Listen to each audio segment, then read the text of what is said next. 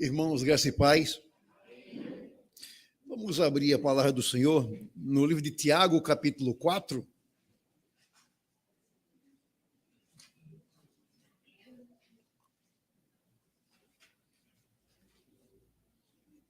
Tiago, capítulo 4.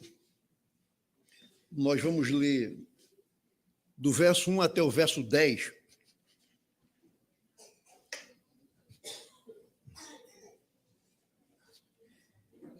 De onde procedem guerras e contendas que há entre vós? De onde? Senão dos prazeres que militam na vossa carne. Cobiçais e nada tendes, matais e invejais e nada podeis obter. Viveis a lutar e a fazer guerras, nada tendes porque não pedis. Pedis e não recebeis porque pedis mal, para esbanjardes em vossos prazeres. Infiéis, não compreendeis que a amizade do mundo é inimiga de Deus? Aquele, pois, que quiser ser amigo do mundo, constitui-se inimigo de Deus. Ou supondes que em vão afirma a Escritura, é com ciúme que por nós anseia o Espírito, que ele faz habitar em nós. Antes, ele dá maior graça pelo que diz, Deus resiste aos soberbos, mas dá graça aos humildes. Sujeitai-vos, portanto, a Deus, mas resisti ao diabo, e ele fugirá de vós. Chegai-vos a Deus, e ele se chegará a vós outros. Purificai as mãos, pecadores, e vós que sois de ânimo dobre, limpai o coração. Afligi-vos, lamentai e chorai. Converta-se o vosso riso em pranto, e a vossa alegria em tristeza. Humilhai-vos na presença do Senhor, e ele vos exaltará. Amém. Senhor Deus, nosso Pai, neste momento eu te peço que a tua graça seja sobre nossa vida, falando aos nossos corações. Peço, Deus, que o Senhor me capacite a pregar a tua palavra, bem como, Deus, que o Senhor abra o coração dos irmãos para que eles prestem atenção e guardem a tua palavra, Senhor. Oramos, ó Deus, em nome de Jesus. Amém. Bem, irmãos, domingo passado o presbítero João fez uma exposição em Tiago, capítulo 3, versos 13 ao 18. Isso porque os presbíteros resolveram pregar sobre Tiago. E domingo passado o presbítero João pregou exatamente a última sessão de Tiago, capítulo 3. Certamente que ele deve ter falado do contraste que existe entre dois tipos de sabedoria. Uma sabedoria que vem lá de cima e uma sabedoria que é aqui de baixo. Tiago diz que a sabedoria que é lá de cima, ela é pura, é pacífica, é indulgente, tratável, cheia de misericórdia, produz bons frutos, é imparcial e verdadeira. Já a sabedoria que é aqui de baixo é terrena, animal e demoníaca. E Tiago conclui dizendo que essa sabedoria conduz a inveja amargurada e a sentimentos facciosos. Ou seja, essa sabedoria terrena conduz a igreja a uma divisão. Quando o Tiago fala sentimentos facciosos, ele está falando em divisão na igreja. Então, esta é uma sabedoria que não vem de Deus, mas é uma sabedoria que vem da terra. E note, então, que Tiago fala assim, conduz a inveja amargurada e sentimentos facciosos. E isso introduz exatamente o capítulo 4, onde Tiago fala a respeito de conflitos interpessoais. Por que é que há conflitos interpessoais na igreja? Exatamente por conta de inveja e por conta de sentimentos facciosos.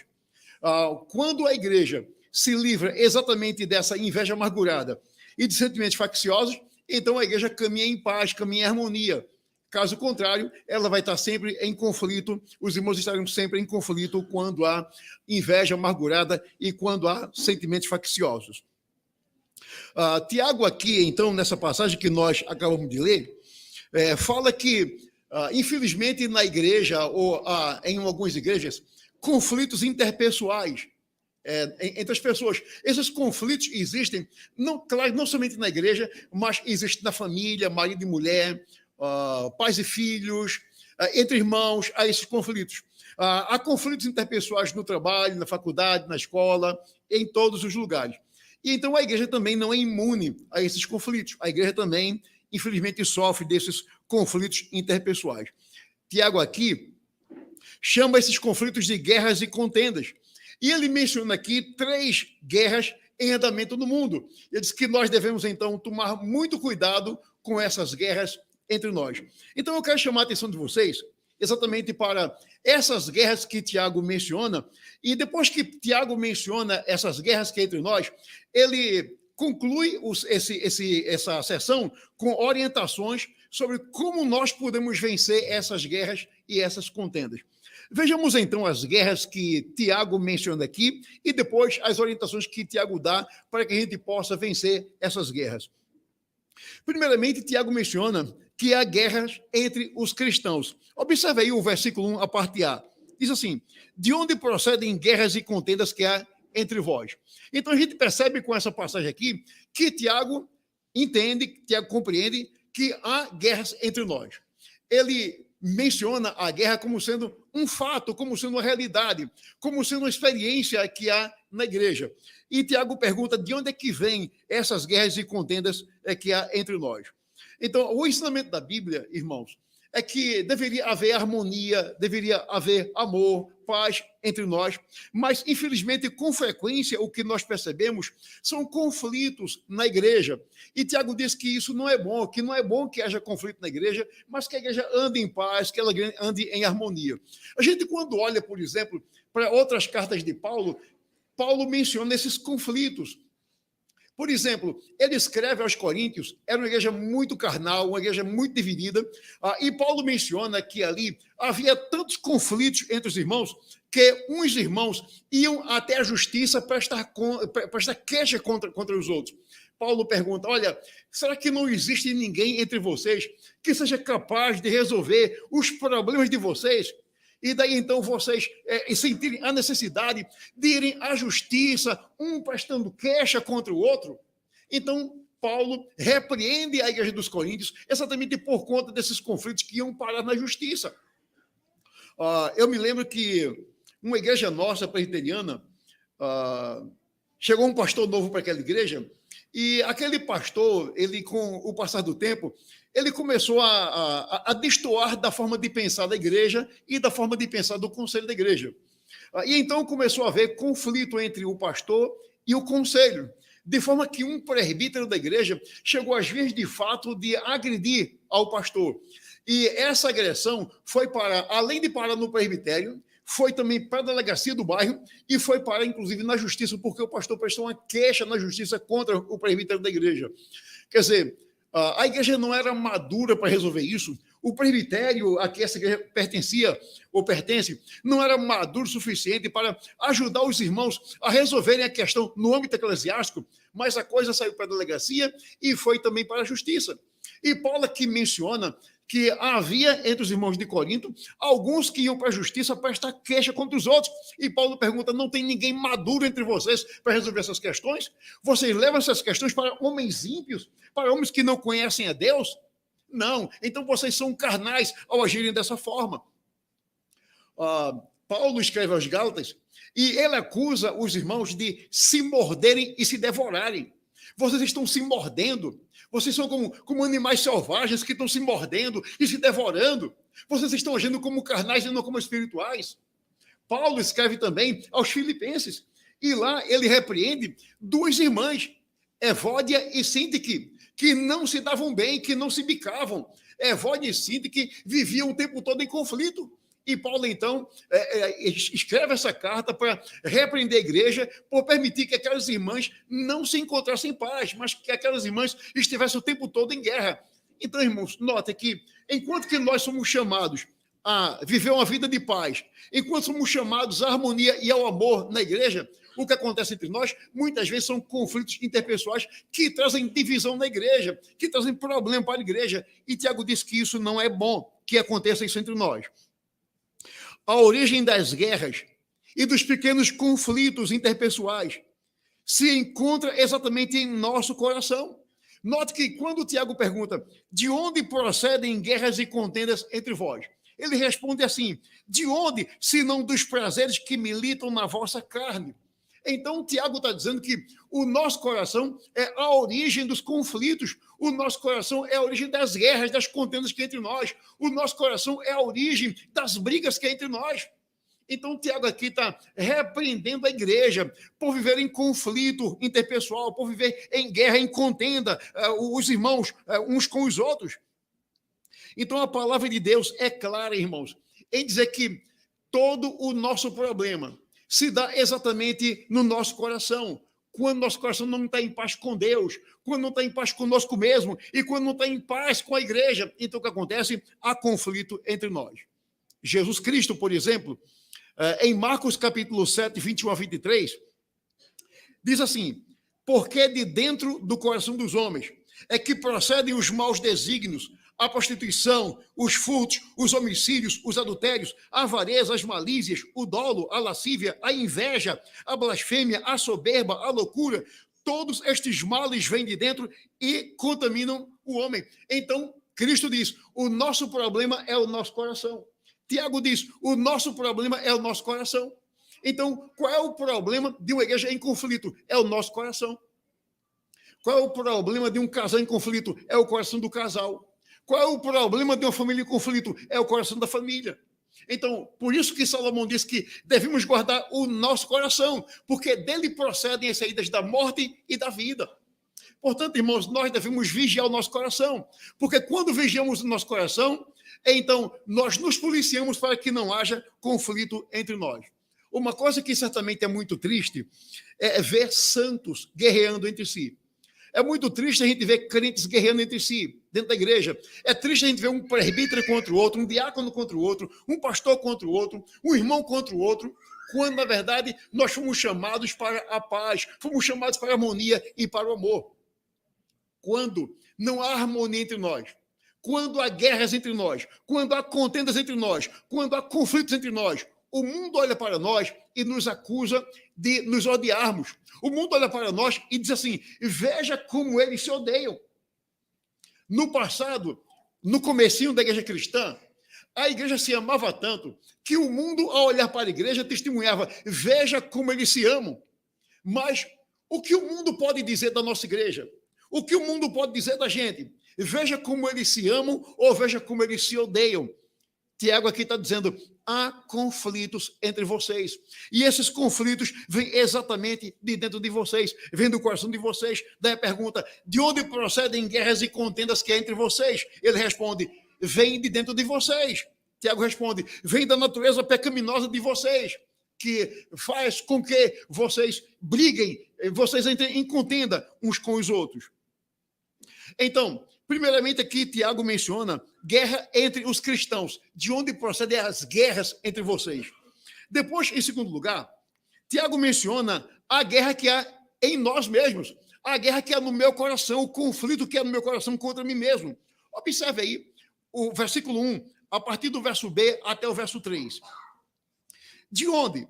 Se não dos prazeres que militam na vossa carne, cobiçais e nada tendes, matais e invejais e nada podeis obter, viveis a lutar e a fazer guerras, nada tendes porque não pedis, pedis e não recebeis porque pedis mal, para esbanjardes em vossos prazeres. Então, note que Tiago aqui menciona que há peleja dentro de nós, há uma guerra dentro de nós. Ele diz, há prazeres que militam exatamente em nossa carne. Irmãos amados, a guerra no coração, a guerra no meu coração, a guerra no seu coração, contribui exatamente para causar guerra na igreja. Então, quando o meu coração não está em paz comigo, eu também não estou em paz com você. Quando há guerra no meu coração, isso pode contribuir para que haja guerra na igreja. Qual é a essência do pecado? A essência do pecado é o egoísmo. O que é o egoísmo? É a pessoa estar centrada nela mesma, voltada para ela mesma, pensando nos seus próprios problemas. Martinho Lutero costumava dizer que o problema do homem é que ele é um ser incurvatus em si, ou seja, ele é uma pessoa voltada para ela mesma, para ele mesmo. Então, o nosso problema é esse, que cada um pensa no seu próprio umbigo, que cada um pensa no que é seu e não no que é do outro. Isso contraria o ensino de Paulo, que diz, cada um de vós pense no que é do outro e não propriamente no que é seu. Então, quando eu penso apenas no que é meu, quando eu sou escravo do egoísmo, quando eu sou levado pelo egoísmo, então eu estarei contribuindo para que haja guerra na igreja. quando cada um da gente pensa em si mesmo, há contenda na igreja, porque eu penso em mim, você pensa em você, cada um pensa em si, então nós estamos contribuindo para que haja conflito na igreja. E a Bíblia diz que não é bom que seja assim, mas que nós pensemos no que é do outro, que nós valorizemos o que é do outro e não propriamente aquilo que é nosso. Os desejos egoístas, aqueles desejos que há em nosso coração, são perigosos e eles nos levam a fazer coisas erradas. Note que Tiago diz que nós vivemos a lutar e a guerrear. Por quê? Porque nós pensamos de forma egoísta, porque nós pensamos apenas nos nossos interesses. Então vivemos a lutar e a guerrear. E outra coisa, quando nós somos levados pelo egoísmo, nós fazemos até uma oração de forma errada. Note que Tiago diz: pedis e não recebeis, porque pedis mal, para esbanjardes em vossos prazeres. Então, veja que o egoísmo me leva até fazer oração de forma errada. O egoísmo me leva a orar de forma equivocada. Eu oro pensando apenas em mim mesmo. Como é que eu devo orar? Eu devo orar pensando na glória do Senhor, eu devo orar pensando no bem da igreja, no bem-estar dos irmãos, mas quando eu sou egoísta, eu penso somente em mim, e eu quero pedir alguma coisa, quero alcançar alguma coisa, para que eu possa esbanjar nos meus próprios prazeres. Note que aqui na passagem, Tiago menciona a questão da cobiça. A cobiça é o último mandamento da lei de Deus, a gente leu isso agora há pouco. Tem os 10 mandamentos, e o último mandamento é exatamente não cobiçarás. Não cobiçar nada que pertence ao nosso próximo. Cobiçar, embora seja o último dos mandamentos de Deus, a transgressão dele pode nos levar a quebrar todos os 9 mandamentos. Tiago diz que se alguém guarda todos os mandamentos, mas quebra um, é réu, é culpado de quebrar todos os 10 mandamentos. Interessante que a gente está na escola, o professor João aqui faz uma prova, uma avaliação com 10 questões. Física, que é uma coisa difícil, chata de se fazer, então está aqui uma avaliação com 10 questões. O aluno acerta 9 questões, erra uma. O que o professor João faz? Dá 9 ao aluno, nota 9, e ainda o parabeniza. Boa nota, parabéns, continue assim, lute para que da próxima vez tire 10. E a gente pensa que com Deus é assim também, né? Deus coloca dentro de nós uma prova com 10 questões, a gente acerta 9, erra uma, e Deus nos dá 9 e diz parabéns. Não. Deus nos dá uma avaliação com 10 questões e ele exige que a gente tire 10. Se a gente errar uma, Deus nos dá 0. Foi isso que Tiago disse. Aquele que guarda todos os mandamentos, mas quebra o único mandamento, é culpado de quebrar os 10 mandamentos. Então, note que a cobiça, mesmo sendo o último mandamento, se nós transgredimos esse mandamento, nós podemos quebrar os outros 9 mandamentos. Pois a cobiça, diz Tiago, pode nos levar a matar, a mentir, a desonrar os pais, cometer adultério e transgredir toda a lei moral de Deus. Pense, por exemplo, em Davi. Davi cobiçou Batseba, mulher de Urias. Então, note, ele quebra o 10º mandamento, ele cobiça Batseba. Por conta disso, ele quebra o 7º mandamento, ele adulterou com Batseba, e ele então quebra o 6º mandamento, ele planeja a morte de Urias. Então, note que a cobiça pode nos levar, pode desencadear a uma série de pecados, pode nos levar a quebrar os outros 9 mandamentos. Daí, então, a Bíblia nos alertar exatamente contra a cobiça e contra os desejos egoístas. Eu tenho que pensar no meu próximo, naquilo que pertence a ele, respeitar aquilo que é dele, para que eu não quebre exatamente o 10º mandamento da lei de Deus. Quem está em guerra consigo mesmo, por causa de desejos egoístas, é sempre infeliz. Uma pessoa infeliz nunca aproveita a vida. Uma pessoa infeliz, ingrata, uma pessoa egoísta, ela nunca agradece pelas bênçãos que tem, porque ela está sempre se queixando das bênçãos que não tem. Então a gente fica pensando assim, o que é que eu quero tanto que estou disposto a pecar para ter? O que eu quero tanto que estou disposto a pecar para ter? Então, o nosso desejo egoísta nos leva exatamente a isso, a se queixar daquilo que não temos, em vez de agradecermos por aquilo que nós temos. Então, o nosso coração é assim, egoísta. Então, nosso coração nunca está satisfeito. Ele está sempre reclamando e está sempre em conflito conosco mesmo. Nós estamos sempre nos queixando daquilo que nós não temos. Uma pessoa egoísta que não consegue agradecer a Deus pelo que tem, não consegue se entender com o seu semelhante. Por quê? Uma pessoa egoísta e cobiçosa está sempre invejando os outros, invejando aquilo que os outros têm, invejando aquilo que os outros são. Então, qual o problema do egoísta? O seu coração. Qual o nosso problema? O nosso coração. Nosso coração nos leva a invejar, nos leva a cobiçar, nos leva ao egoísmo. Daí, nós devemos ter muito cuidado com o nosso coração, para que ele não nos conduza a quebrar os mandamentos do Senhor. O terceiro tipo de guerra que Tiago menciona é a guerra com Deus. Então, temos guerra entre os irmãos, entre os cristãos, temos guerra em nosso coração, conosco mesmo, e, finalmente, nós temos aqui a guerra com Deus. Note que, nesse texto de Tiago que nós estamos lendo, capítulo 4, que Tiago fala exatamente sobre conflitos e guerras e contendas. Então, Tiago aqui, por exemplo, no versículo 4, ele diz que nós devemos tomar cuidado com 3 inimigos que nos levam a guerrear contra Deus. Então, eu tenho uma guerra contra Deus porque eu posso ser vencido por um dos 3 inimigos que Tiago menciona aqui. O primeiro inimigo que Tiago menciona aqui, que eu tenho que vencer, é exatamente o mundo. Note bem aí que ele diz no versículo 4, infiéis, não compreendeis que a amizade do mundo é inimiga de Deus? Aquele, pois, que quiser ser amigo do mundo, constitui-se inimigo de Deus. Então, veja, de que maneira nós declaramos guerra contra Deus? Quando nós nos tornamos amigos daquele que é inimigo de Deus. Nós declaramos guerra a Deus quando nós andamos de braço dado com aquele que é inimigo de Deus. Então, Tiago menciona primeiramente aqui o mundo. Ele diz que aquele que é amigo do mundo é inimigo de Deus. Certamente que vocês conhecem o ditado que diz assim, amigo de meu inimigo é meu inimigo também. Amigo de meu inimigo é meu inimigo também. E Tiago está dizendo que o mundo é inimigo de Deus. Deus, então, não aceita que nós sejamos amigos daquele que é seu inimigo.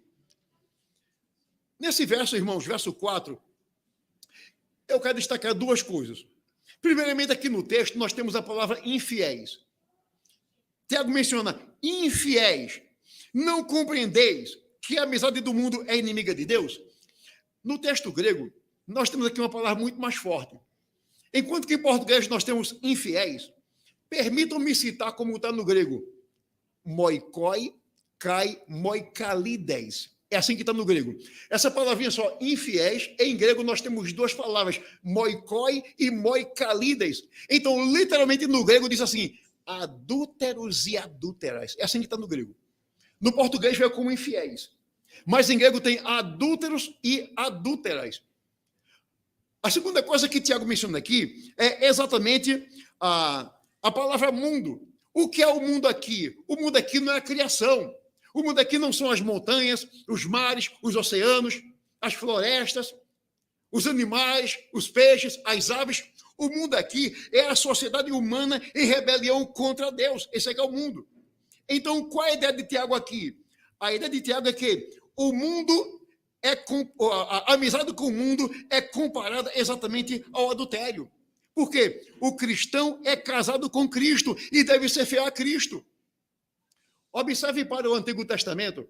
Quando o povo de Deus no Antigo Testamento seguia costumes pecaminosos dos povos pagãos, ou quando o povo de Deus adorava ídolos, os deuses de outras nações, os profetas se levantavam e acusavam o povo de Deus de cometer adultério contra o Senhor. Então aqui, a igreja é a noiva de Cristo.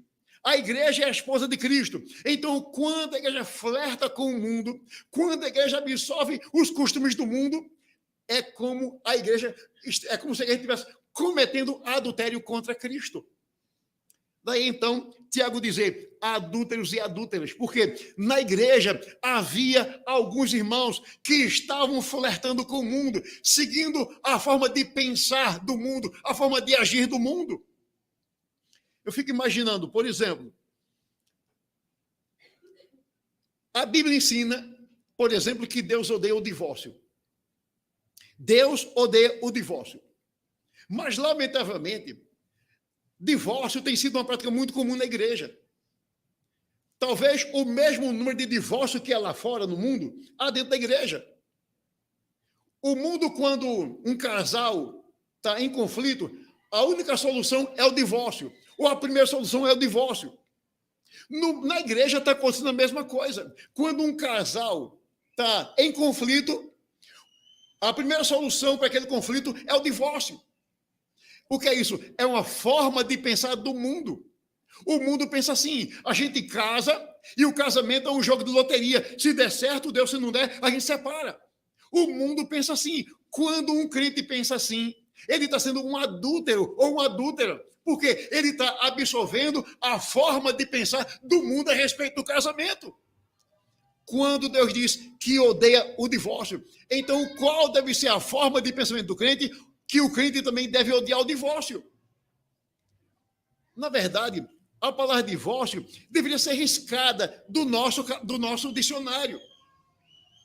Então, o crente deveria se esforçar o máximo possível para que, no conflito, no seu casamento, nunca buscar como solução primeira o divórcio, porque isso é uma forma de pensar do mundo. Outra coisa, no mundo, como é o namoro de jovens não crentes? No mundo, 2 jovens não crentes já fazem tudo. Eles fornicam. Na igreja, um jovem não pode pensar assim. O jovem deve pensar, Deus condena a fornicação. Eu não posso pensar como o mundo pensa. Eu não posso agir como o mundo age. Então, irmãos amados, pensar da forma como o mundo pensa, agir da forma como o mundo age, é adultério contra Cristo. Daí, então, Tiago dizer adúlteros e adúlteras, a amizade do mundo, a forma de agir como o mundo age, é adultério contra Cristo, é pecado contra Cristo. Nós somos chamados a pensar diferentes, somos chamados a agir diferentes, e não a agir de conformidade com o mundo. Então, o mundo é a sociedade humana em rebelião contra Deus. E nós não podemos andar de mãos dadas com o mundo. O mundo é inimigo de Deus e deve ser também nosso inimigo. Um outro inimigo que devemos lutar contra ele para que a gente não tenha guerra contra Deus é a carne. Observe aí o versículo 1 e o versículo 5. Tiago menciona, de onde procedem guerras e contendas que há entre vós? Aí no versículo 5 ele diz, no versículo 1 ainda ele diz, de onde? Se não dos prazeres que militam na vossa carne. Aí no versículo 5 ele fala o seguinte, ou supondes que em vão afirma a Escritura, é com ciúme que por nós anseia o Espírito que ele faz habitar em nós. Assim como o marido tem um ciúme da esposa, ou como a esposa tem ciúme do marido, o Espírito tem ciúme da igreja, do crente. Certamente que o ciúme do Espírito aqui é santo. Não é como, muitas vezes, um ciúme doentio, pecaminoso que o marido tem ou que a esposa tem. O ciúme do Espírito da igreja é santo, porque Deus é santo.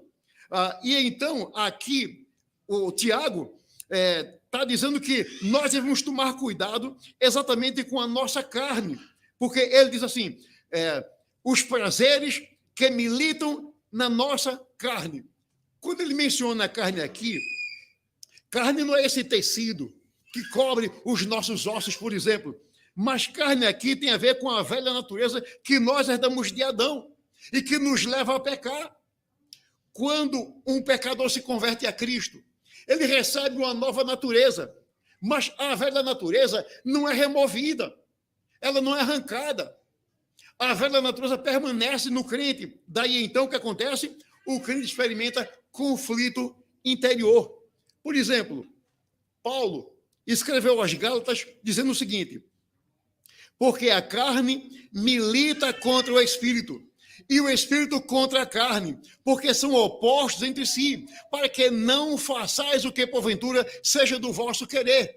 Então, note, Paulo em Gálatas menciona que há uma guerra entre a carne e o espírito. A carne e o espírito estão em militância, estão em guerra, em contenda, em conflito.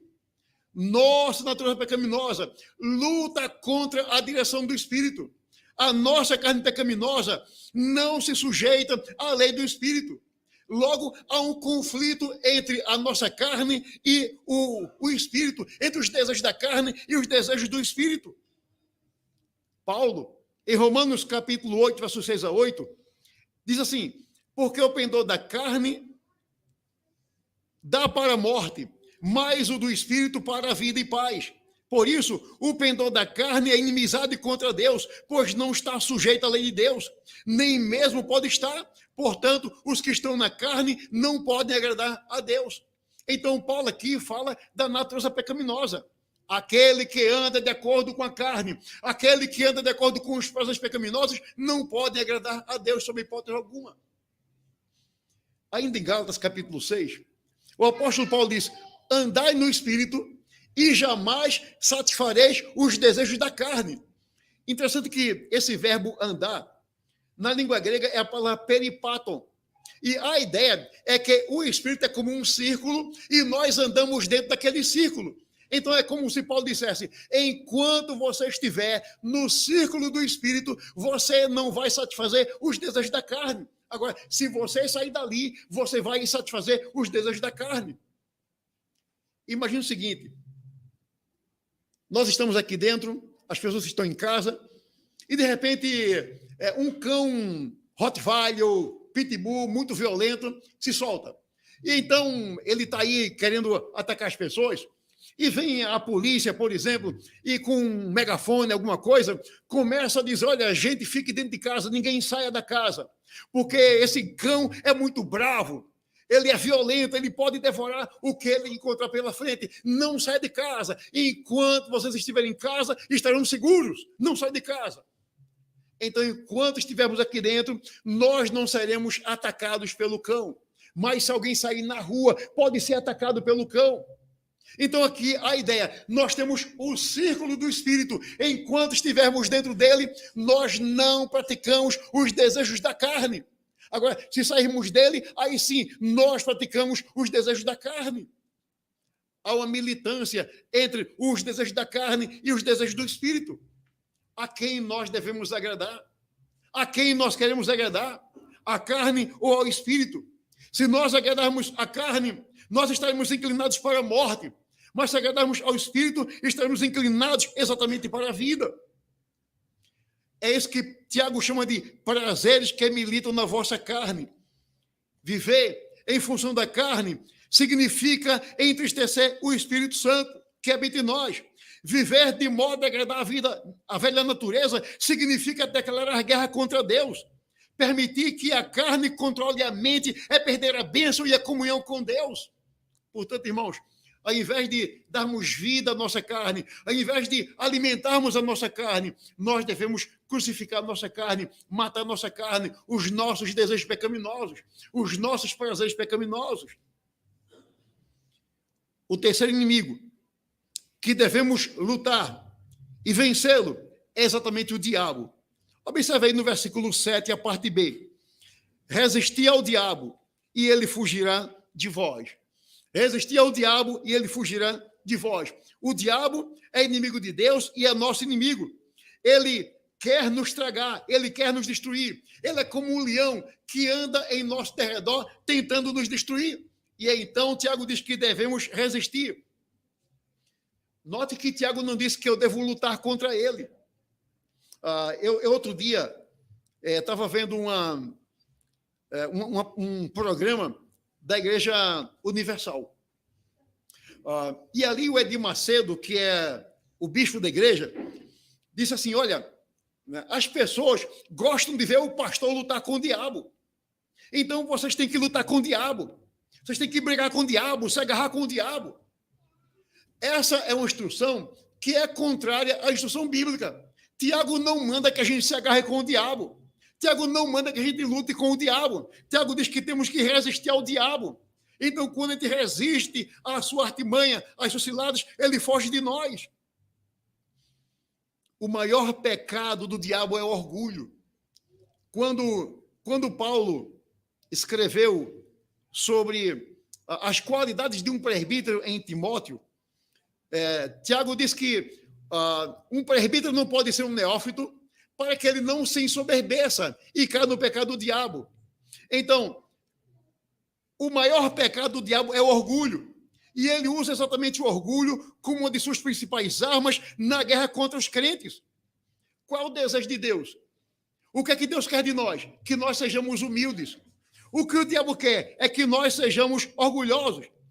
Deus quer que nós sejamos dependentes de sua graça. O diabo quer que nós sejamos dependentes de nós mesmos. O diabo gosta de inflar o nosso ego. Ele gosta de nos encorajar a fazer as coisas à nossa maneira. Nós temos que fugir da oferta do diabo quando ele nos oferece o orgulho, quando ele oferece a nossa própria habilidade. E nós devemos buscar exatamente uma vida de humildade diante do Senhor. O diabo quer nos destruir. E Deus diz que nós devemos resisti-lo e ele então fugirá de nós. Como nós podemos derrotar o mundo, a carne e o diabo? Então, note, nós temos 3 inimigos: o mundo, a carne e o diabo. E temos que vencer esses inimigos. Como nós podemos fazer isso? Como podemos vencer? Tiago mostra aqui 3 formas sobre como nós podemos vencer esses inimigos. Em primeiro lugar, observe no versículo 7. Ele diz que a primeira forma que eu tenho que observar para vencer os inimigos é me sujeitando a Deus. Quando ele diz, sujeitai-vos, portanto, a Deus. O que significa sujeitar-se a Deus? Significa entregar-se a Ele, entregar toda a nossa vida a Ele, entregar todas as áreas de nossa vida a Ele. Nossa vida profissional, emocional, espiritual, sexual, conjugal. Entregar toda a nossa vida a Deus, todas as áreas da vida a Deus. Então, sujeitar-se a Deus é isso, se entregar a Deus, ou entregar a Deus todas as áreas de nossas vidas. Em segundo lugar, como eu posso vencer o diabo? No versículo 8, o Tiago diz que eu devo me chegar a Deus. Ele diz, chegai-vos a Deus, e ele se chegará a vós outros. Purificai as mãos, pecadores, e vós que sois de ânimo dobre, limpai o coração. Então, nós somos convocados a nos chegarmos a Deus. Quando nos chegamos a Deus, então Ele nos exalta, Ele nos abençoa. De que maneira a gente pode se chegar a Deus? De que maneira eu posso me chegar a Deus? Confessando meus pecados e pedindo que Ele me purifique. Daí o texto dizer, purificai as mãos, pecadores, e vós que sois de ânimo dobre, limpai o coração. Em sua bondade, Deus se aproxima de nós quando nós tratamos do nosso pecado. Caso contrário, o nosso pecado vai nos manter longe de Deus. Então, de que maneira nós nos chegamos a Deus? Quando dizemos, Senhor, eu sou um pecador, perdoa meus pecados, purifica os meus pecados. O Salmo 51, o salmista Davi diz, cria em mim, ó Deus, um coração puro. Cria em mim, ó Deus, um coração puro. Essa deve ser nossa oração. Quando Davi pede, cria em mim, ó Deus, um coração puro, na língua hebraica, nós temos 2 verbos para criar. Temos o verbo baçar. Baçar significa a criação que nós fazemos. Então, nós pegamos, a nossa criação nunca é uma criação do nada. Nós sempre fazemos alguma coisa a partir de outra. Por exemplo, nós pintamos a partir de um papel, pintamos a partir de uma tela, pintamos a partir de uma parede, por exemplo. Nós fazemos uma roupa a partir de um pano, a partir de um tecido. Então, geralmente, a palavra criar, quando tem a ver com a atividade criadora do homem, é o verbo baçar. Mas nós temos outro verbo, que é o verbo bará. Bará significa criar do nada. É o que os latinos chamam de ex nihilo, criar do nada.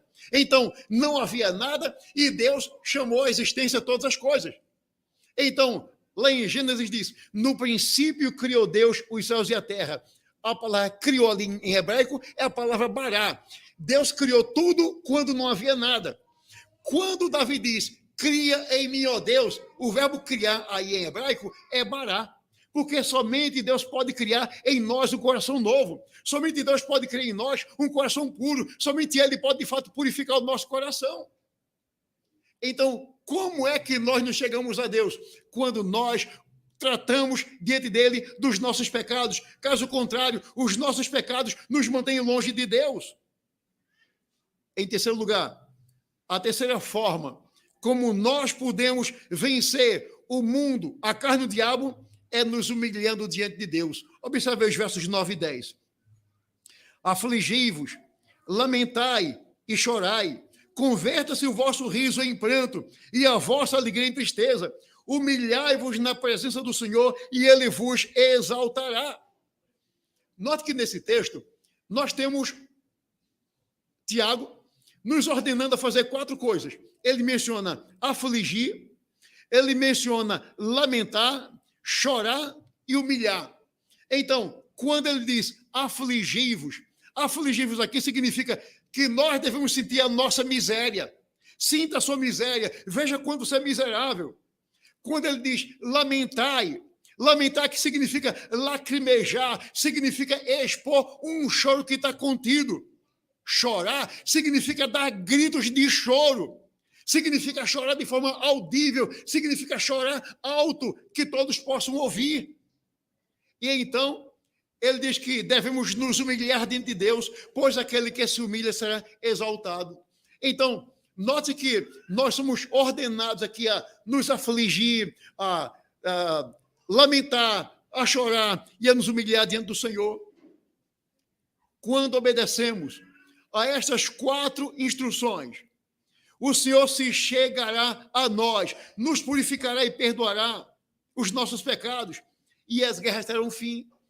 Quando tratamos nossa vida com Deus, nós não estaremos mais em guerra contra Deus, nem em guerra conosco mesmo e nem em guerra com o nosso próximo, porque o Senhor trouxe paz ao nosso coração. Irmãos, eu quero concluir essa mensagem trazendo algumas aplicações para a gente. Primeiro, que sejamos uma igreja pacífica, que não haja conflito entre nós. Se há alguém em conflito aqui dentro, a solução é resolver. De que maneira? Conversando com o irmão que está em conflito. Você lembra de Cristo? Se teu irmão tem alguma coisa contra ti, vá a ele. O que normalmente a gente faz? Eu tenho um conflito com o presbítero João. Eu sei que ele tem alguma coisa contra mim. Então eu, no meu orgulho, digo, ele que venha a mim. Ele que me fez mal, ele que venha a mim. Quando Jesus diz, se você sabe que ele tem alguma coisa contra você, vá você a ele. Converse com ele, tente resolver esse conflito com ele. Então, irmãos, o meu desejo é que não haja conflito entre nós. Que haja harmonia entre os presbíteros, que haja harmonia entre os diáconos, que haja harmonia na igreja, que haja harmonia nas famílias. Se há conflito na família de alguém, a solução está em conversar, em dialogar, em se comunicar, em pedir perdão. Muitas vezes somos tão orgulhosos que nós não pedimos perdão. Eu não peço perdão ao irmão, o irmão não me pede perdão, eu não peço perdão à minha esposa não me pede perdão. O pai não pede perdão ao filho, o filho não pede perdão aos pais. O conflito só faz aumentar. Então, que haja paz entre nós, que haja harmonia entre nós, que haja harmonia nas nossas famílias. Segundo, tenhamos um coração perdoador.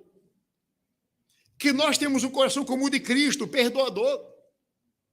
Tem uma música da banda Dentro do Trono que diz, dá-me um coração igual ao teu. Ou seja, um coração que ama, um coração que perdoa, um coração que não guarda mágoa, que não guarda rancor, que não guarda amargura contra o irmão. Dá-me um coração igual ao teu. Então, que nós não guardemos nada contra o irmão, mas que nós andemos de mão dada com o irmão. Andemos em harmonia e amor com o irmão. Terceiro, vençamos os inimigos de nossa alma, o mundo, a carne e o diabo. Agora, irmãos, nós só podemos vencer o mundo, a carne e o diabo se nós nos sujeitarmos a Deus, se nós nos chegarmos a Deus e se nós nos humilharmos diante de Deus. Se a gente não fizer isso, a gente não vai vencer o mundo, a carne e o diabo. Que nós sejamos uma igreja vencedora, que nós sejamos crentes vencedores, que vençamos aqueles que têm se colocado como nossos inimigos, porque são inimigos de Deus. Que o Senhor nos ajude a guardar a sua palavra em nosso coração. Amém.